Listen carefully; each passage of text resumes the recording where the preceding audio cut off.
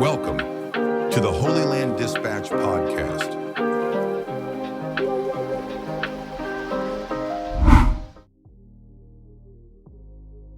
Hello and welcome back to another episode of the Holyland Dispatch podcast. Actually, scratch that. This isn't just another episode, but the first in a three-part series in which we will try to deep dive a bit into the hunt for Benjamin Netanyahu. This hunt is mostly characterized by a weaponized judiciary powered by media financed by both foreign as well as local forces and is used as a cover-up. This is the main mask behind which all of the boycotting political children in Israel hide, or at least hid until October 7th. In order to deal with the constant defeats on the political realm, those who offer basically nothing constructive must have something tangible to hang their animosity on. As long as they can point at, in their own words, the accused, they don't have the need to look inside and come up with anything but Bibi. We will start today looking back at Netanyahu's foray into the Israeli politics as it was accompanied by various accusations. In the next episode, we will focus on the ongoing trial and the many insights it provided us, mostly about what can only be called the deep state. We will then wrap up with some conclusions, the current request for a pardon, and an attempt to look at the future based on the outcome of the president's decision. In these episodes, I'm relying on my personal experience, my readings, analysis, etc., but also on multiple sources, which I will name as we go along, who followed these cases very closely. Okay, let's start from the beginning. After serving as Israel's ambassador to the UN between 1984 and 1988, Benjamin Netanyahu joined the Knesset as a member of the Likud party and served as a deputy minister of foreign affairs, what Americans might call Deputy Secretary of State. After the late Yitzhak Rabin won the 1992 elections, beating the late Yitzhak Shamir, Netanyahu was elected as the chairman of the Likud and the party's candidate for prime minister. In a previous episode, we've covered the disgusting smear campaign against Bibi in the role of the head of the opposition during the Oslo Accords and the waves of terror that accompanied them. To summarize it briefly before we continue, Netanyahu was painted by the media and the left as an inciting leader who didn't do enough to lower the flames of the anti-Oslo Accords protests and pretty much made responsible for Rabin's murder. The left, myself included back then, and the media were absolutely convinced that after Rabin was murdered, there's simply no way that Netanyahu could actually win the next elections. The Israeli people, though, thought differently, and after Shimon Peres stepped into Rabin's role, he lost the next cycle to the youngest prime minister in Israel's history, Benjamin Netanyahu. Since 1996, Netanyahu served as PM for the longest accumulated time, surpassing the legendary David Ben-Gurion, spending 3 years away from active politics between 1999 and 2002, following a painful defeat to one of Israel's worst prime ministers in Ehud Barak. Controversy and scandals followed him from day one as the popular head of Likud. In 1997, the Bar-On-Hebron scandal broke out. The accusation was that Netanyahu and other high-ranking officials were involved in a conspiracy to appoint a person called Roni Bar-On to AG. And he will then accommodate the Hebron agreement that Netanyahu felt obliged to complete. In addition, it was claimed that the suggested new AG would help Aryeh Deri of the Shas religious party with a trial that was in progress against him. The outcome was no actual prosecution due to lack of evidence. In 1999, a new scandal came into our lives. It was called the Amedi scandal, Here, the claim was that Netanyahu was using funds from the PM office in order to finance private work in the period leading up to the 1996 elections, as well as during his first term as PM. The outcome was no actual prosecution due to lack of evidence. Moving on. The next scandal was called the Gifts Scandal, which later got the name Case 1000, which is part of the ongoing prosecution. In this, Netanyahu is accused of receiving presents over a period of 20 years, totaling in 700,000 shekels from businessmen Aaron Milchan and James Packer. In return, the prosecution claims that Netanyahu acted to further their business interests and extended a tax break for Milchan.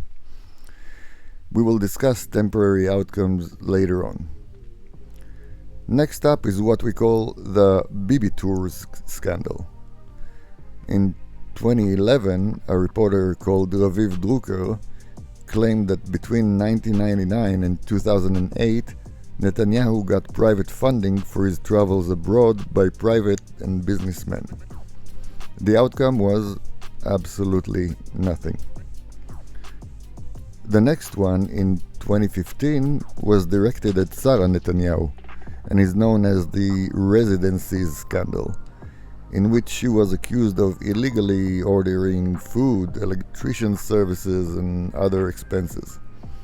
The outcome was, after all cases but the food-related one were closed, a plea bargain was reached with no claim of deceit, in which Sarah Netanyahu paid 55,000 shekels to the State of Israel. We move on to the Jacuzzi scandal, brought to you by the slanderous Guy Peleg, who we know from the smear campaign against the soldiers in Sde Teiman. He claimed that Netanyahu's residence in Caesarea was renovated, including the installation of a jacuzzi to the tune of 50,000 shekels, all from state money. The outcome? Nothing at all. The case was closed before it was opened due to, you guessed it, no evidence at all. We arrive at the next one. In 2018, an investigation was initiated against Netanyahu and dubbed Case 1270. The accusation was that advisors to Netanyahu, Nir Hefetz, remember this name, and Eli Kamir promoted a candidate for AG who they hoped could assist with the case against Sarah Netanyahu. Remember the Residencies scandal? This scandal was born from a conversation between the supposed candidate and reporter Ben Caspit, who recorded the meeting. The outcome, in 2019, the case was closed due to, sorry to bore you, lack of evidence. And now we come to the submarine scandal, aka Case 3000. In 2017, an investigation started into deals that were made between Israel and ThyssenKrupp for the purchase of some submarines as well as ships for the Israeli Navy.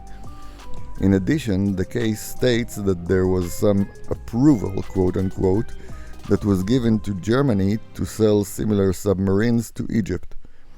The suspicion is bribe, deception, and money laundering. Not all the accusations were leveled at Mr. Netanyahu, but Case 3000 features in the ongoing trial. We will discuss temporary outcomes later on. Then came the quote-unquote document shredding scandal, in which Netanyahu was accused of, well, shredding some documents near the end of his term as PM, just before the crook Naftali Bennett replaced him. The outcome, of course, nothing. If you can believe it, there were more pettier scandals which I allowed myself to skip. I think this was a fairly comprehensive review, though, of the way Netanyahu, as opposed to any other politician, let alone prime minister, was hunted using the judiciary system. This, however, is simply the background for our deeper dive. I'd like to take a couple of moments to also review the political landscape in which the above and more took place.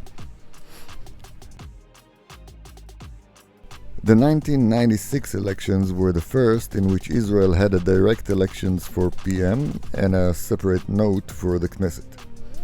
Though the Labour Party, headed by Shimon Peres, won 2 more mandates than Likud, Netanyahu won the majority for Prime Minister and built his first coalition. As mentioned before, in 1999, Netanyahu and the Likud suffered a painful defeat to Ehud Barak, at the heels of which Netanyahu decided to step away from politics for a few years.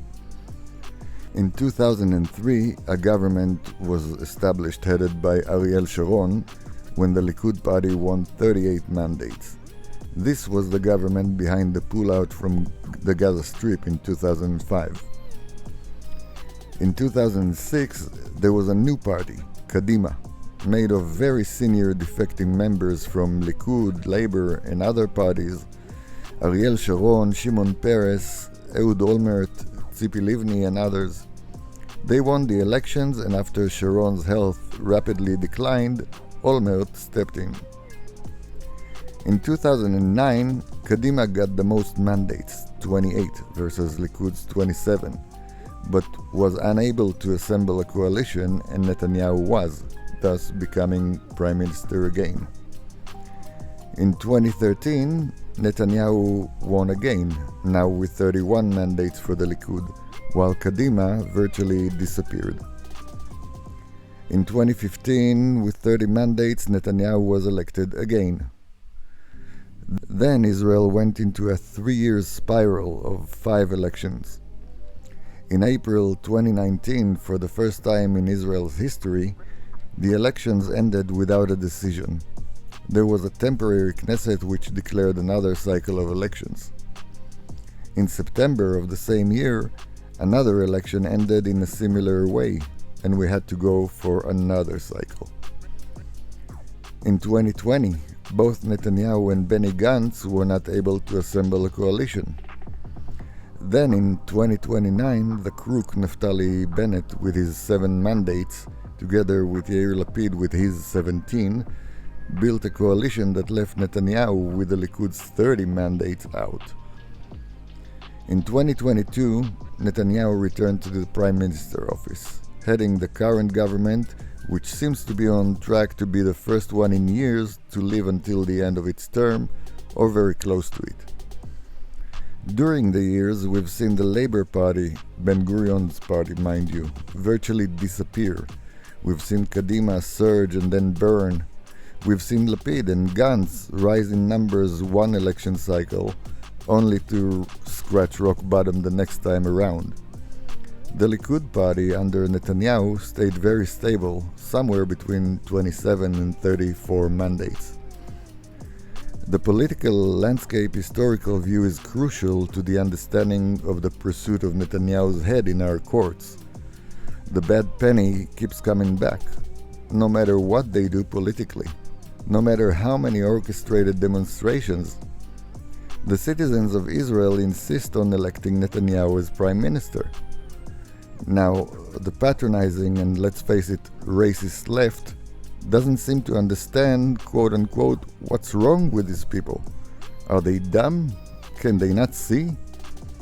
And so, just like was done to Trump in the US, though allow me to claim that it's even worse here, Netanyahu became the target for judicial circus. In the next episode, we will look at the ongoing trial and see how far the system was allegedly willing to go in order to remove Netanyahu from the political landscape. Until then, thank you, good people, for joining the Holyland Dispatch podcast. God bless.